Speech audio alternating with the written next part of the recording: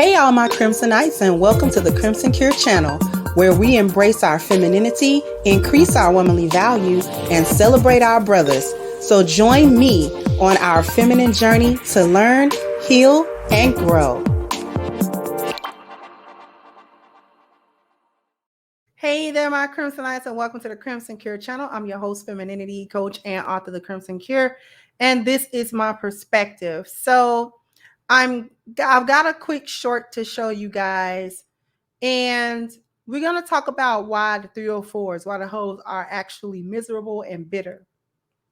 This is the lesson that I really want to drive home to the young women who listen to me, the lionesses who listen to me, who are being bamboozled into this fast, life where it seems exciting. You really end up in this miserable, lonely place.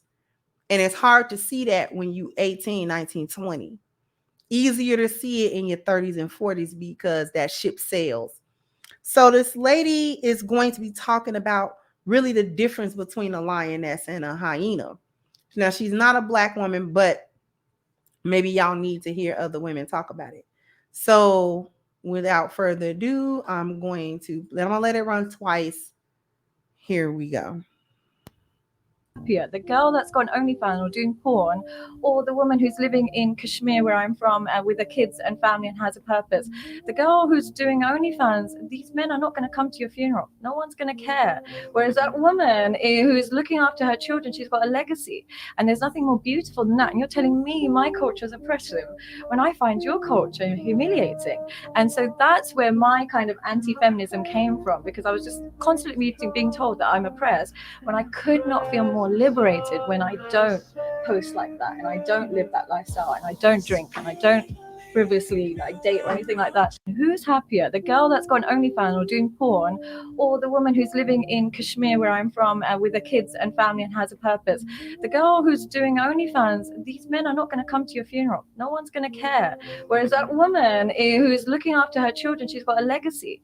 And there's nothing more beautiful than that. And you're telling me my culture is oppressive when I find your culture humiliating. And so that's where my kind of anti-feminism came from, because I was just constantly being told that I'm oppressed when I could not feel more liberated when I don't post like that, and I don't live that lifestyle, and I don't drink, and I don't frivolously date or anything like that. Who's happy?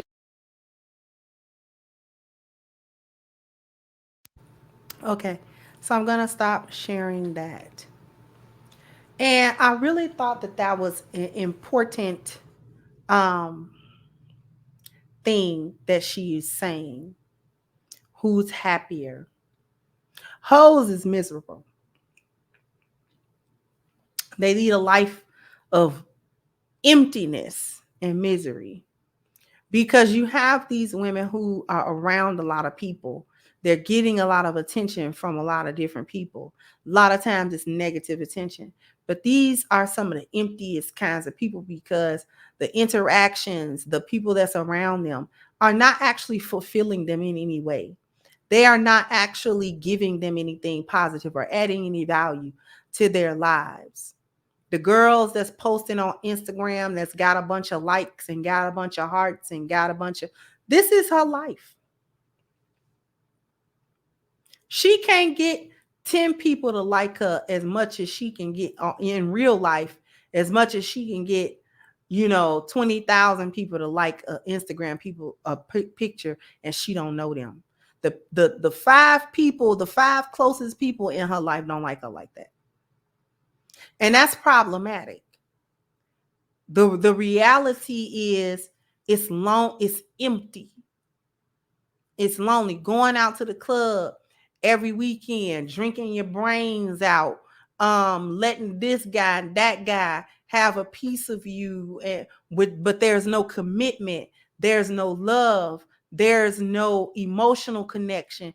This person don't care about you. This man don't call you. He don't love you. He don't want you. There's nothing that he sacrifices for you. There's nothing that, the only thing that you getting out of it is the transaction. He may or may not take you on a date or give you a little money or take you somewhere or whatever.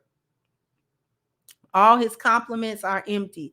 They have something to do with your sex because that's what you are giving to him. That is the attention that you are seeking from him. So, he's buying what you're selling. But then when you're done with that, that's why they call it the walk of shame. Leaving this man's house or wherever it was y'all was at and having to go back to your life.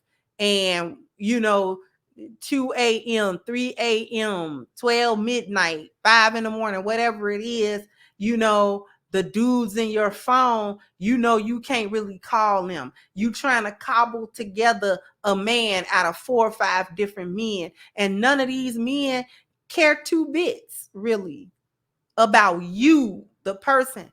They care to have sexual access to you because that's what you give. But they don't love you as the woman, and they don't love you as a woman because you don't love you as a woman. The reason why you are out here with OnlyFans and this and that is because there's something empty and missing and miserable inside of you.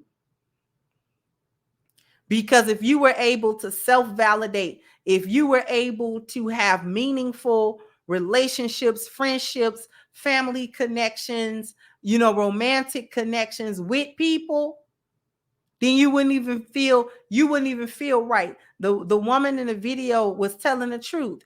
She's happier because she's living in the natural state that a woman's supposed to be living in. That's why she's saying she's happy, because she doesn't have to enter into this internal war about who she is as a woman versus what society says she's supposed to be doing and who she's supposed to be and how she's supposed to be acting. They reward foolishness like, sex work and all of this by you get a bag and you get money or you get notoriety or you able to become internet famous or whatever the case may be. But they never tell you about the end result of that. They never tell you that the reality of how people see you is that they don't see you as a human being. You are consistently objectified until you become an object.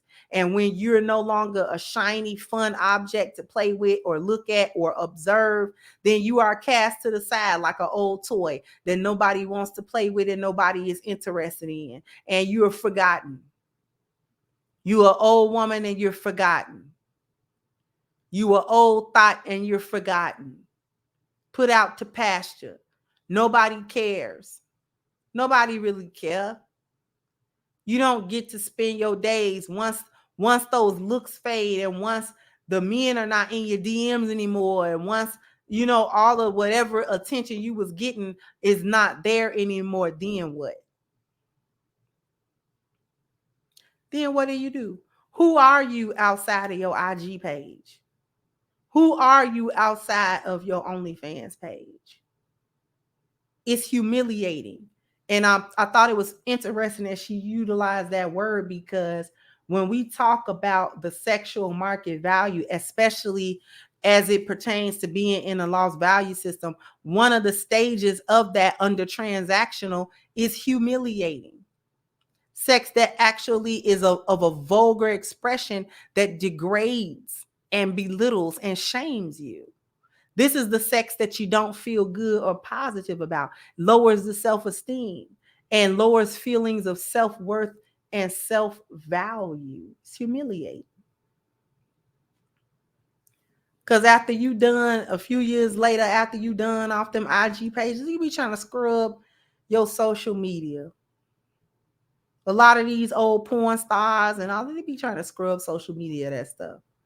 Now they got to live with that. That's what I used to do. I'm on camera doing it. Thousands or millions of people have watched me be debaucherous and filthy. I can't live it down, even if I call myself changing.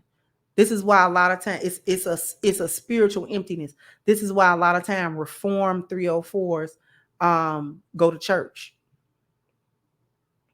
or they become religious or spiritual somehow, because they're going back to what was actually missing out of them, which was their spiritual value. Their spiritual value be missing out of them. I'm sorry. Their spiritual value be missing out of them. That's what lead to the transactional and the humiliating sex and the humiliate. That's what, because they spiritual value be crap. That's why they go to, because they be trying to cleanse the spirit, because that's what was broken and dirty to begin with.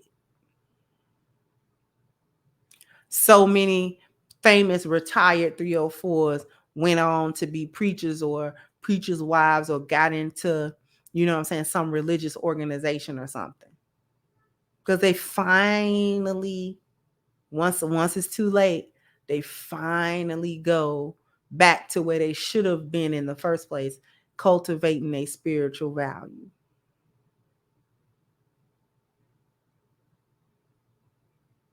It's misery. And I think somebody needed to hear that. So I needed to come back and say that. Everybody jump down in the comment section. Let me know what you think. Like, share, subscribe to the channel if you have not. Once again, I'm your host, The Crimson Cure, and this was my perspective. Bye-bye, Crimsonites.